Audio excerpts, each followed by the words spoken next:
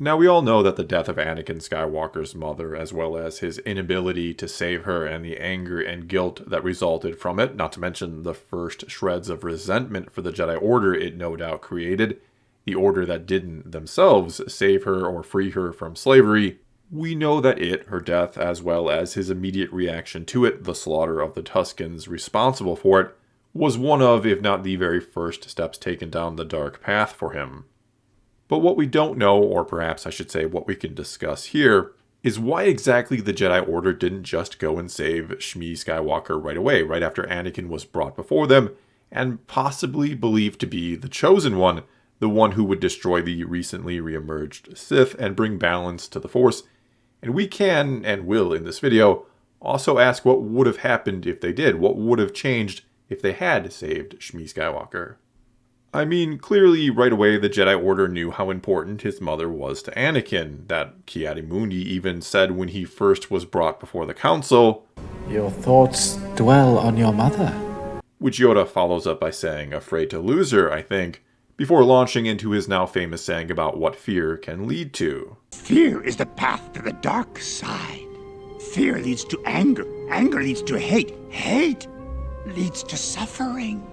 And so, doing some simple calculations here, if Anakin, again, might be the Chosen One, and if the one thing distracting him from potentially fulfilling his destiny is the fear of losing his mother, and furthermore, if that fear can lead to horrible things, not just for him, but suffering for the whole galaxy, why not simply alleviate that fear, go and rescue Shmi, or simply pay Watto for her release, with something besides Republic credits, of course, set her up somewhere nice in the galaxy and let Anakin, this child, have a little peace of mind as he begins his training to someday destroy the Sith.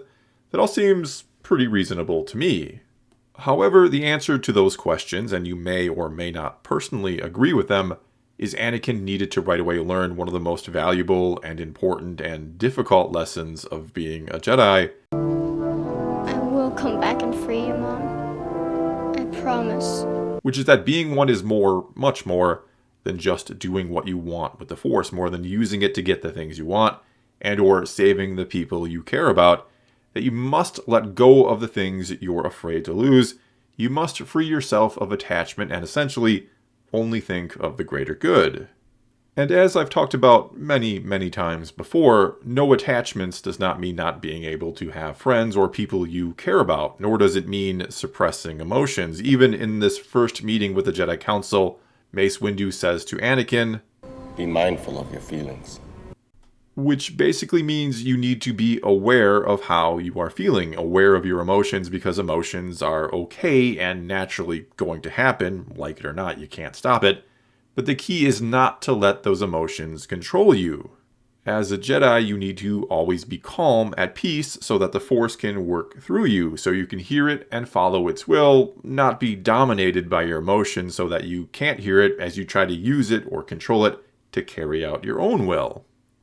Basically here, it is okay for a Jedi to get mad or be afraid at times. It's going to happen naturally. We, again, can't control emotions from occurring. But we can learn to control how we deal with them and what we do as a result of having them. And not allowing them to dictate your actions is, again, the very first thing or first lesson a Jedi must learn and must master. A Jedi must not give in to their fears. To be angry is to be human. I'm a Jedi. I know I'm better than this. Even the sequels get this one right when in The Rise of Skywalker, Luke said to Rey when she was letting fear of herself start to dictate her actions, "Confronting fear is the destiny of a Jedi." And in my opinion, this is the very best line in the sequels. This is what I was hoping to hear more from out of Luke Skywalker in those films. All Jedi will face fear. It's how they act when they face it that will define them, and they cannot run from it as they cannot give into it and act based off of it. And thus, the Jedi cannot go and save Shmi Skywalker simply to alleviate the fears of Anakin. This would immediately send the wrong message to him about how to handle his fear and what Jedi actually do. And yeah, I certainly realize this all sounds rather harsh, to say the least. We are talking about a woman who is being enslaved, and not even just in theory, but in reality. Liberating her is the right course of action here for the Jedi. Freeing slaves is something Jedi would and should seek to do just in general, or so you would think. I mean, why don't they, as soon as they learn about slaves on Tatooine, or anywhere in the galaxy for that matter, why don't they show up in force, no pun intended, to put an end to it? And though this question in itself could branch out into its own debate or deserve its own video, it does tie into what Qui-Gon Jinn said in The Phantom Menace about the whole situation he found himself in. I didn't actually come here to free slaves. He was there kind of by chance and as part of, or because of, an important mission that connected to or concerned the entire Republic, which took precedence to freeing slaves. Basically, whether that's a good explanation in your opinion or not, the Force had use for him elsewhere at that time, or needed him to be doing something else, until of course Qui-Gon realized it also kind of had a side quest for him, or actually the main quest, to find and save Anakin because he was the chosen one. It turns out Qui-Gon was on Tatooine for a reason, and it was to save one slave, but not to start some sort of mass liberation effort. Which still sounds harsh and like the Jedi are not in the right, and debates again can be had. But we do have to keep in mind there are a limited number of Jedi in the galaxy, roughly 10,000, and this is a galaxy made up of millions of inhabited planets and countless living beings, which means a galaxy full of people they could, in theory, be helping and or literally saving, and thus they have to go where the Force directs them. They have to go where they are needed most. Which is all the more reason why Jedi need to let go of attachments. They can't or shouldn't just be spending all their time, or even a good portion of their time, worrying only about the people they care about or want to save. Not when there's, again, an entire galaxy out there that needs their help. This is the lesson that Anakin, again, has to immediately learn, or that they feel he needs to learn. That taking the time to go and free his mother could potentially mean ignoring where the Force is trying to direct them and to fix a problem an entire planet is perhaps facing. However, there is, you could call it, a special or unique consideration to keep in mind here, which is that most Jedi are taken at a very, very young age and never form any kind of strong attachment with anyone, be it a parent or a sibling or whatever it might be. And right or wrong, again, this could be debated. This is a good thing for Jedi because from an early age they can be taught to avoid such strong attachments, or how to manage them, I should say. But Anakin has already made a strong attachment to his mother. And though he certainly still needs to learn this very important lesson, he still needs to learn how to face his fears and let go. I'm not sure, all things considered, if that's the first lesson Anakin should be taught. I'm not sure that his mother, who he clearly loves very dearly, who he has a strong attachment to, is the best way to learn this. And so I do think there's a debate about what is best for his training. Is the Jedi going and saving Shmi or buying her freedom, and thus putting Anakin's mind at ease over this, and then allowing his training to begin free of fear? Is that the best course of action? Or is, for a lack of a better way of putting it, using Shmi as a way to teach Anakin to start facing his fears the right way to go here with his training, especially considering his very strong attachment to her, that he is going to need to let go of her one way or the other. And so, should he immediately be taught to let go of all the things he's afraid to lose, or should he be allowed to go and save her, or the Jedi go and save her?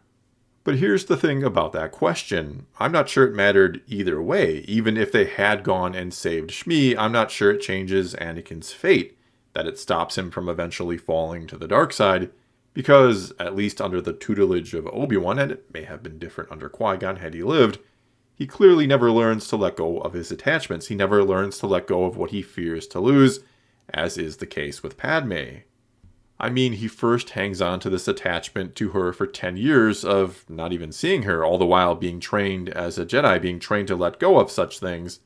And then once she comes back into his life, he does nothing but pursue her, and once they're married, it's game over. There's clearly nothing he won't do to try and save her above anything and everything else, even if it means saving a Sith Lord. And in all reality, I think we could argue that going to save Shmi when he was a boy, right when he first begins his training, may have just reinforced what ended up being his biggest issues as a Jedi, which were his inability to let go and his desire for control. It would have put the thought into his mind early on that special exceptions can and will be made for him. It may have just led to him justifying or believing in his justifications to marry Padme, more so than he already did. And so I do think, though some of these circumstances might ultimately be different around it, I do think Anakin would eventually still fall, that Palpatine likely still uses Padme, probably in virtually the same way, to turn him to the dark side. Though if they do save Shmi, there is another variable here to consider, which is Shmi is still alive, that she probably wouldn't die in Episode 2, which only reinforced Anakin's desire for control and power when she did die. It only made him want to be able to save the people he loves from dying. It's even possible, assuming the Jedi would basically hide Shmi from Anakin after saving her when he was a boy, that he'd at some point along the way go and find her eventually anyway, and that he'd probably do this in secret, just like he kept his relationship with Padme a secret. And thus, perhaps in Revenge of the Sith, when he felt he had nowhere to turn, when he was afraid of losing Padme, and assuming events transpire in a similar fashion, and Palpatine again uses his fear of losing Padme against him, Anakin this time would have someone to turn to. He would still have his mother. Which brings up the interesting question of, would she, still being alive and helping him maybe talk all it through, would she be able to help him and stop everything from going wrong? In a roundabout way, would allowing Anakin to, if you will, give into his fear and attachments as a boy, letting him or the Jedi go and save his mother, would that be the key to stopping him from giving into his fear of the same thing later on? The key to saving him from the dark side? Is family, or could it have been, had things gone differently, the answer to saving Anakin once again? And I think the answer to that question could very easily be yes. I think if Shmi had been saved by the Jedi, maybe Darth Vader never happens. Well, that's all I've got for you this time. Now it's your turn to take to the comments below and tell me what you think. Would saving Shmi have been the correct thing to do? Would it ultimately change the future? Would Darth Vader never happen? Or would things still end up pretty much the same? Whatever you think, leave your comments below and let's talk some Star Wars. And until next time, thanks for watching.